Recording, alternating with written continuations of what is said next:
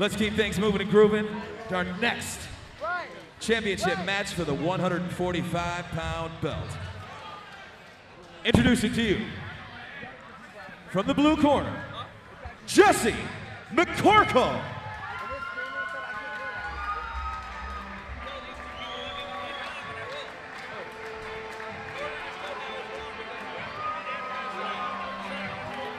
You know, props to Jesse Mckorkle. He was actually stepping in. Marjun was actually scheduled to fight another fighter, TJ Ories, but Ories was injured, and Mckorkle stepped in to accept the challenge and to fight for this featherweight championship. Mckorkle with a record of 8-5, half of those wins coming by way of knockout, fighting out of Jackson Tan from Warren, Michigan. Yeah, I've seen Jesse Mckorkle fight multiple times, man. Let me tell you, he has some vicious knockouts, man. Probably one of the most vicious is when he knocked out, I believe it was Marcus Wheeler for the Genesis Fighting Championship. I could be wrong, but either way, the person was twitching when they were knocked out, and that is just vicious in its own right. Marjun Flowers at 14-6. What do you think is going to be key to this bout between Mckorkle and Flowers? You know, both very game competitors. You know, Marjun is the type of fighter that impresses me every time he steps in the cage. He improves every time. You know, and you cannot ask nothing more from a fighter when they improve every time they're in there, you know? 100%, you know, that's what it's all about, you know, just continuing to get better, whether it be at, you know, your grappling aspect, your stand-up aspect, continuing to grow, to continue to evolve, because guess what, if you're not evolving, the people that you're going to compete against are evolving. Absolutely. You know, I have a friend of mine, professional fighter Eric Moon, and he would say, you know, every day that I train, I'm 1% better than I was the day before.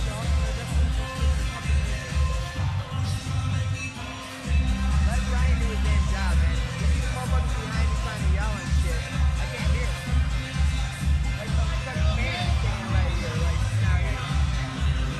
All right, I'll get him around. I'll tell Brian to make sure check on over here.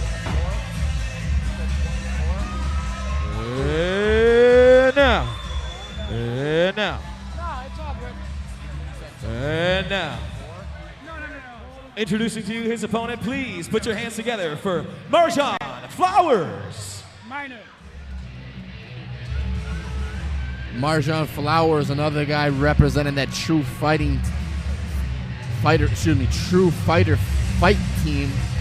out of Kelly True, fighting out of Flint, Michigan.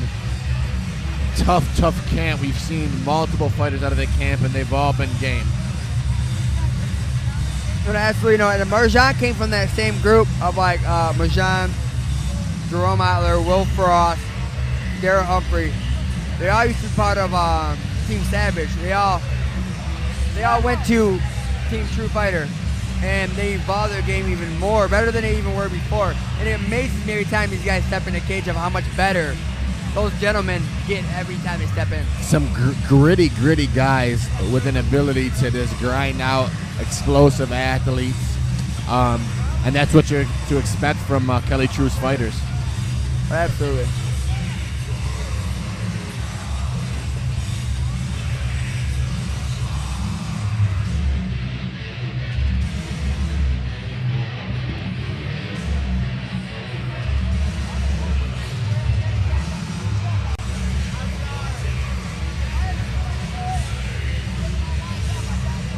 Marjun is not only the WXC champ, but has been the UFL champ, the MXC champ, not at 45, but at 55. We'd like to thank his sponsors, True Designs, Tint Boss, Big Guns Tattoos, and Knuckle CP Replay.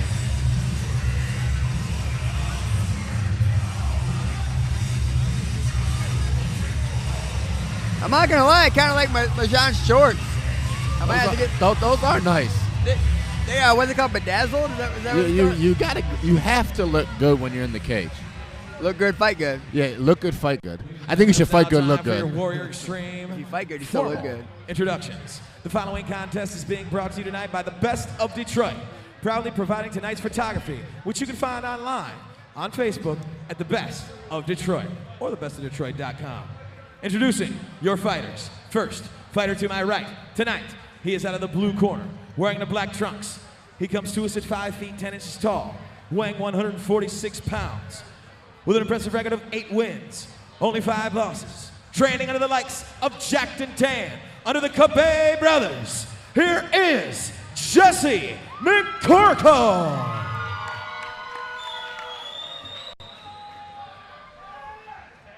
His opponent across the cage, man to my left. Tonight, he is out of the red corner, wearing the black trunks, trimmed in white.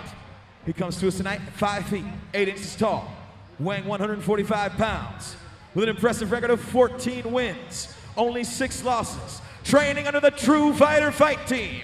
On behalf of Kelly True, here is Marjun Flowers. All right. 145-pound gold goes on the line here tonight. Say what's up to these beautiful ladies. All right, while we're at it, I'm going to give Marjun a quick favor. I'm going to give a shout out to his sponsors, 2 Designs, Tint Balls, Big Guns Tattoos, and Knuckle Up Replay. Marjun is the UF 145-pound champion and the MXC 155-pound champion.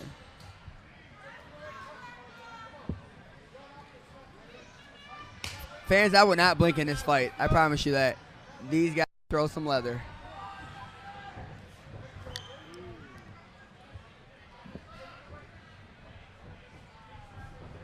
Marjun circling. Nice inside leg kick. Both these guys got power. Oh, definitely. Looks like Marjun's a little bit more tighter when it comes to the striking aspect of it. Looks like Mckorkle's looking for that big knockout, which he definitely has that kind of power to knock somebody out with those. Beautiful inside leg kick, lifting Marjun's leg completely off of the ground.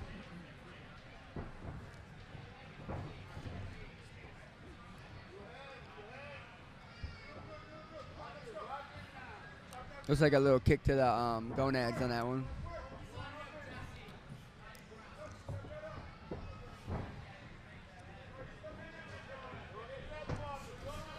Ooh, nice follow-up by Marjun Flowers. That was close, Drew. That was very close. And another inside, I like that little switch inside leg kick that Mckorkle's throwing. I look for him to start coming up high with that one. Now that I think about it, Mckorkle knocked, I believe, like I said, it was Marcus Wheeler out. It was a knee, and it was vicious. So maybe watch for those knees. He's mixing it up, throwing. Ooh, nice inside leg kick again. You chop the legs out of a guy like Marjun, you take away his explosiveness and limit his abilities to attack you.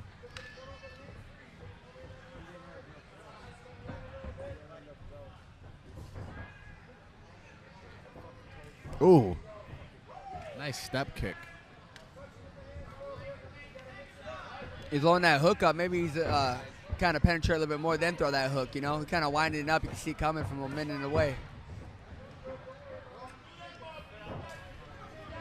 You know, I was curious how Mckorkle would handle the big stage fighting for the title, but he seems completely comfortable out there. Stock. Oh, big right hand from Marjun. And I'm pretty sure Mckorkle has a couple titles of his own.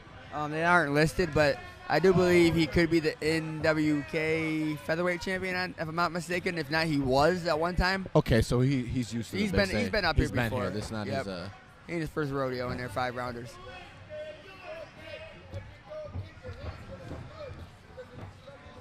Both of these guys got to be careful, because what I've noticed is when they throw their both of them throwing low kicks are dropping their hands, and they're leaving themselves susceptible to a potential counter right down the pipe. Hitting it. Oh my God! What just happened? Marjun just threw up. Somebody punched him in the throat. Don't look this way. Don't puke on me, sir. Marjun puked. I believe Mckorkle hit him directly in the throat. Mckorkle, being a sportsman, looked to the referee where he could have just attacked. I'm curious how they're going to rule this. Mckorkle is openly saying that he punched him in the throat. That's good sportsmanship. Showing each other love. Complete accident there. Nice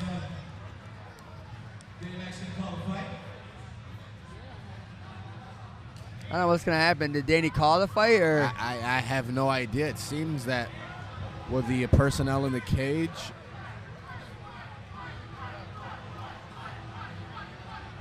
I don't know the ruling on that. Is that actually an illegal strike? you know, I'm not really sure. I mean, I believe matchmaker Mike Pendanelli just indicated that actually is an illegal strike, which is interesting because let's say, for instance, you're in side mount. I can use my forearm as a frame on your throat. That's not illegal. However, if I strike you there, apparently that is illegal. Well, I don't know. I mean, it's not like Mckorkle meant to punch him in his throat. So, Yeah, I mean, does it... Question is, are we enough through the fight that... Is it a no contest? Is it a DQ? That's a great question. Honestly, I haven't seen something like that ever happen. I've seen hundreds of fights. I've never seen a guy get hit in the throat, throw up on the mat, and then the fight be stopped. I'm sorry, I've never seen it. I think there's only one way to settle this, and that's a dance-off. And at least the fans would be entertained. you know, I'd be entertained. I'm about to get out there and get on my twerk team.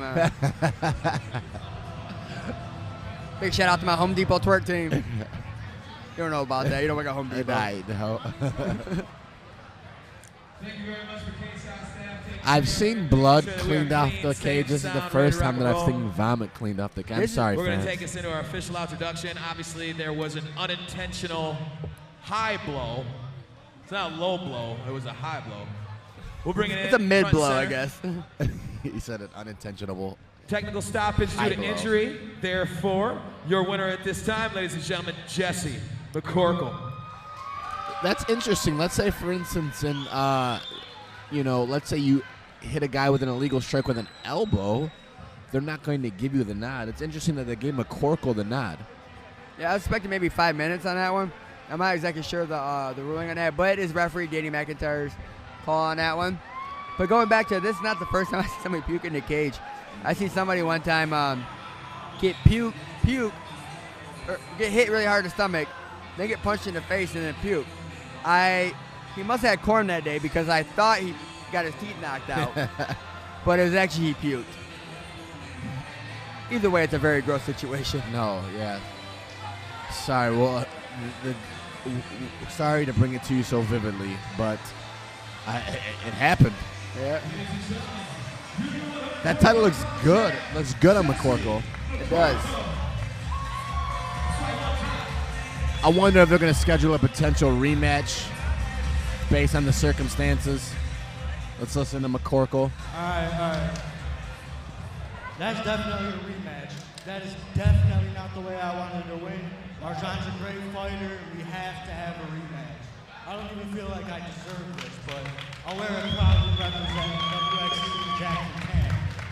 Marjun, this is a rematch. And that shows Very a well true said, competitor. Very well said. One more time for Mr. Mckorkle. Going out like a good sport. Marjun, talk to matchmaker Mike. You got a rematch coming your way, man. You got one.